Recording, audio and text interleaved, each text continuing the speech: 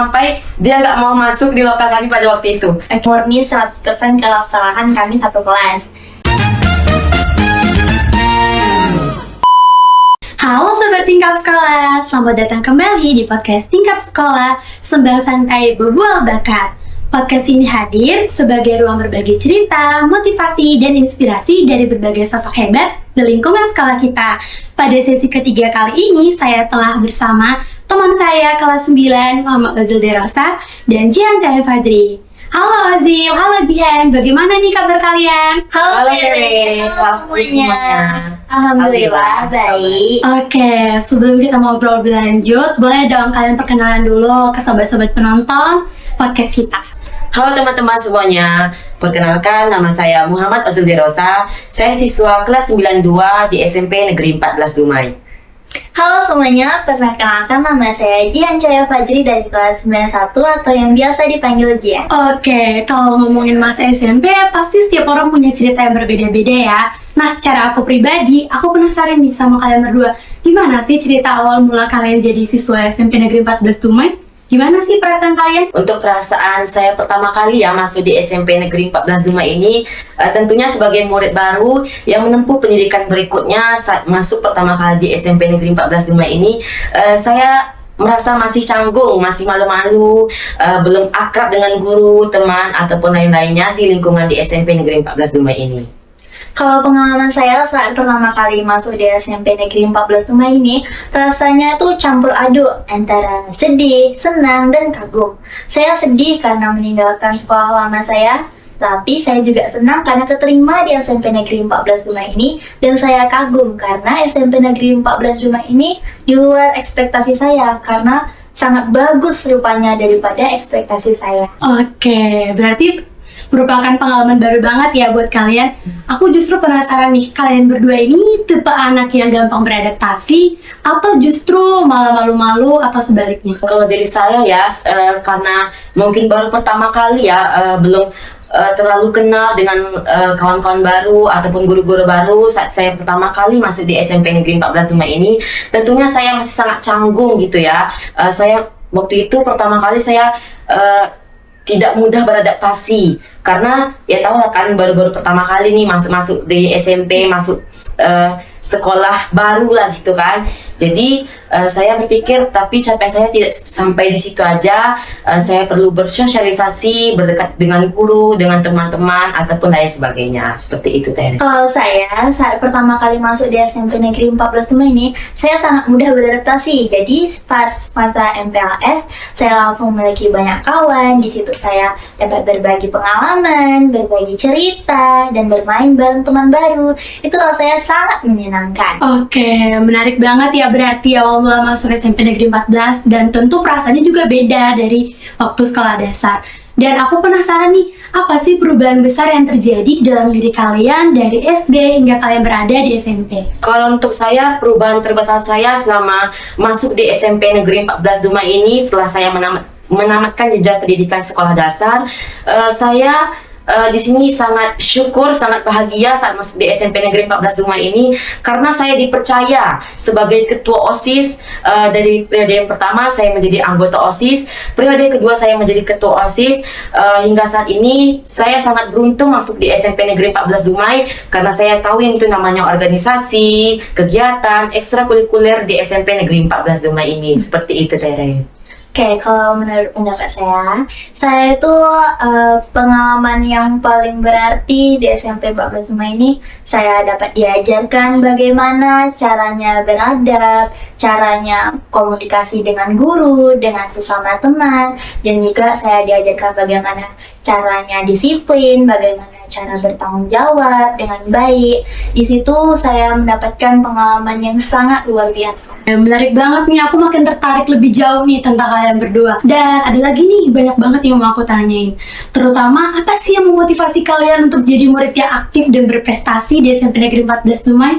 Tentunya dari saya ini ya Tere ya, menurut kepercayaan saya nih ya, itu adalah support dan dukungan dari orang tua, guru, ataupun kawan-kawan saya, sehingga saya menjadi lebih percaya diri, lebih menjadi siswa yang berprestasi, tidak mengikuti pergaulan yang saat ini masih dibicarakan semua orang.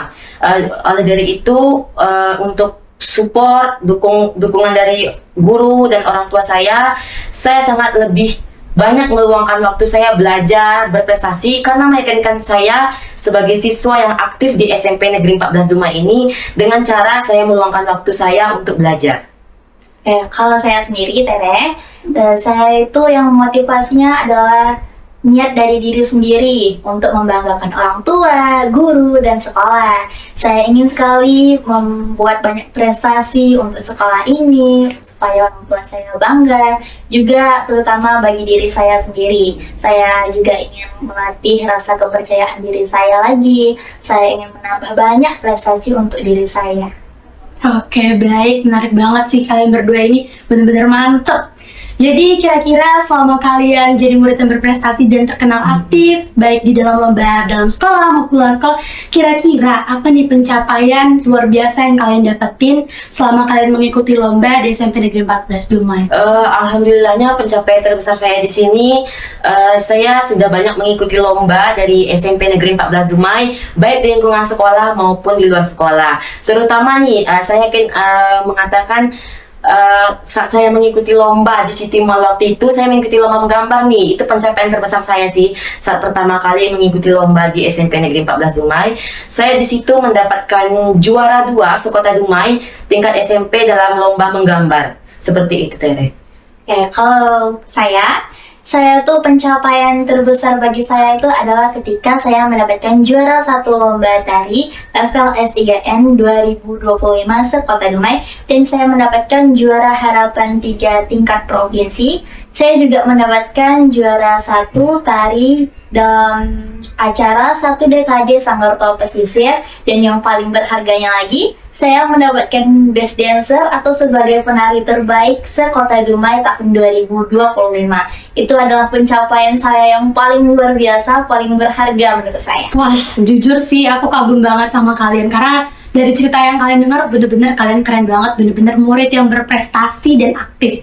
Jadi gimana sih cara kalian membagi waktu antara belajar, berkegiatan di sekolah, dan berkegiatan di luar sekolah? Tentunya seperti yang saya bilang tadi, saya jika ada waktu yang kosong atau waktu yang berlebih, saya gunakan sebaik-baik mungkin untuk belajar sebisa saya, sehingga saya mempunyai niat untuk belajar dalam waktu yang sesingkat-singkatnya ataupun waktu yang berlebih. Seperti itu, Tere.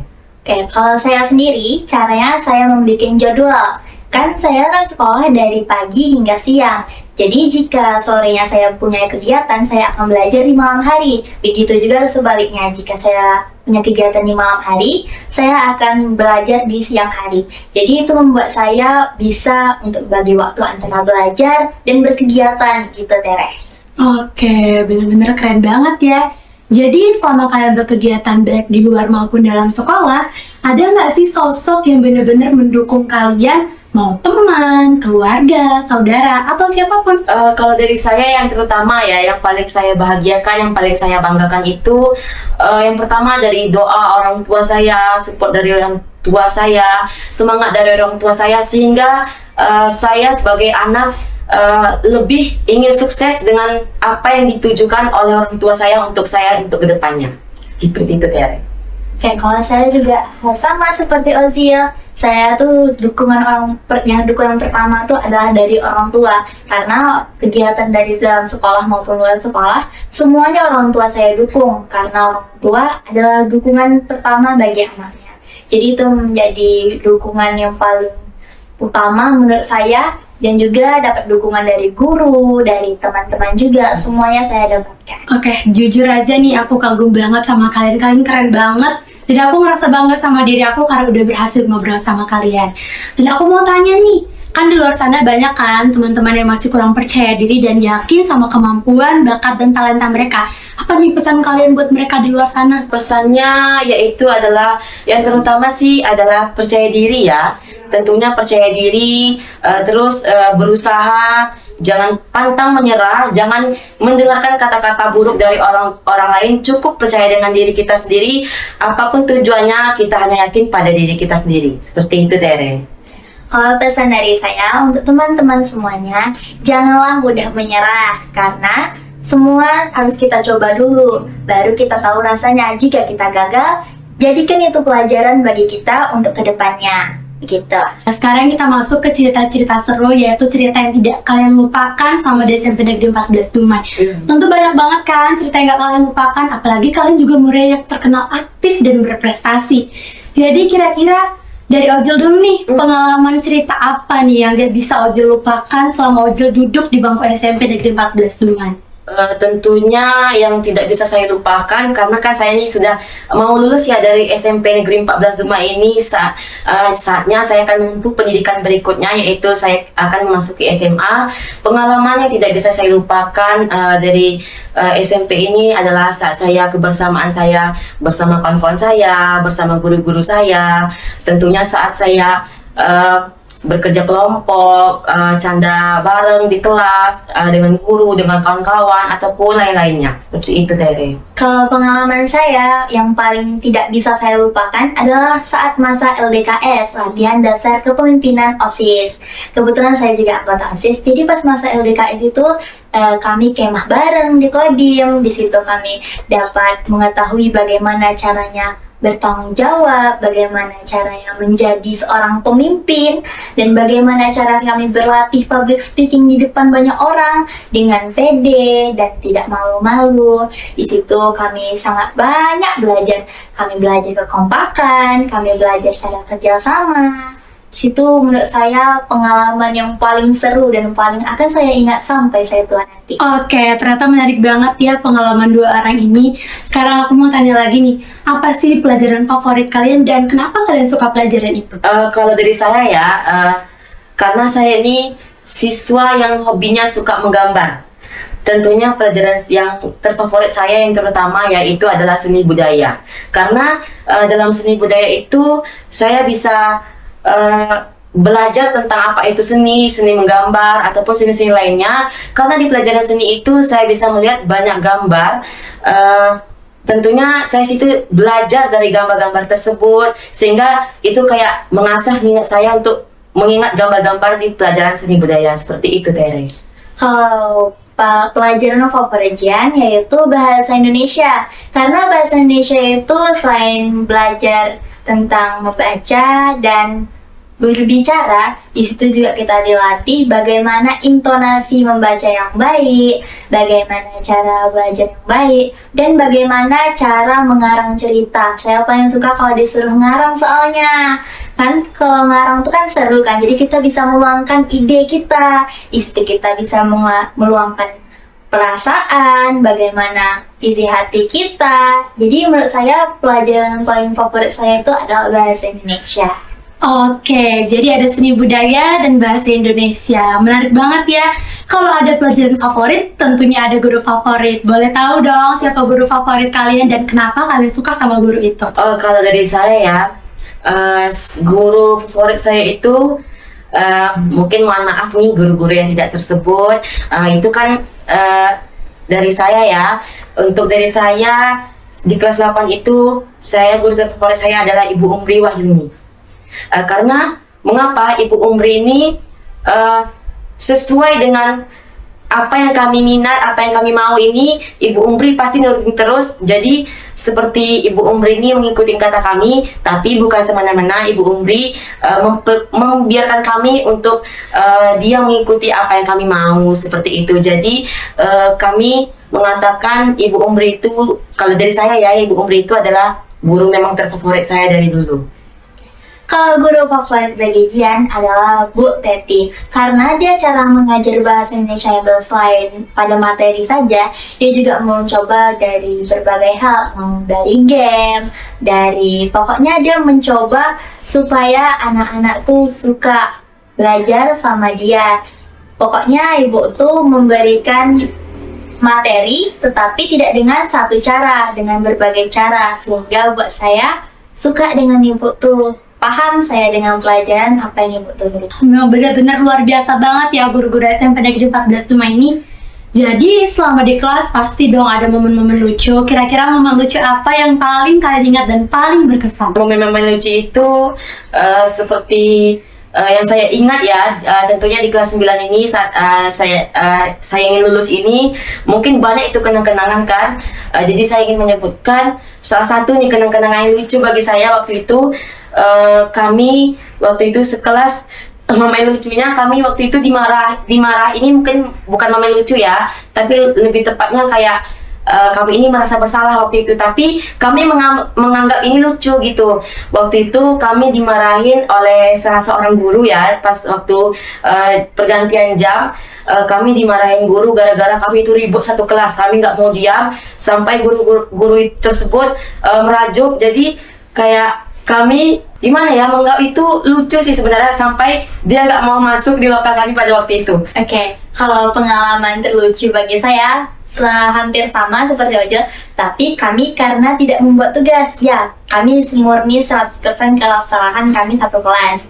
Tapi di situ gurunya lucu saat menghukum kami. Dia disuruhnya kami tegak semua, tapi disuruhnya kami menghadap belakang. Suruhnya kami menghadap belakang, baru disuruhnya menceritakan bagaimana cita-cita kamu. Kan pelajarannya kan pelajaran materi, tapi yang disuruh ceritakan cita-cita. Di situ kami langsung kok nggak nyambung gitu ya sama materinya. Jadi menurut saya itu pengalaman terlucu. Oke, beneran lucu banget sih, jujur. Jadi apa nih hal kecil yang ada di sekolah tapi menurut kalian bakal kalian rindukan bahkan ketika kalian nanti sudah dewasa? Yang bakal saya rindukan nanti ya, tentunya sampai saya dewasa nanti ya, di SMP Negeri 14 Dumai ini adalah kebersamaan saya bersama kawan-kawan saya, bersama guru-guru saya, kenang-kenangan yang tidak terlupakan seperti itu, Teren. Oke, kalau bagi saya itu yang tidak akan saya lupakan sampai dewasa adalah pengalaman gimana kami latihan nari bareng. Di situ kami ada kena marah bareng. Di situ kami hujan-hujanan bareng, main hujan pada saat latihan nari.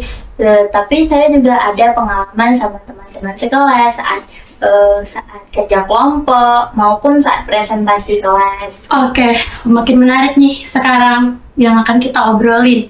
Jadi SMP itu kan identik banget nih sama pertemanan, bukan cuma pelajaran aja, tetapi tentang siapa yang ada di dalam sekolah itu. Kira-kira menurut kalian berdua persahabatan di SMP itu gimana sih?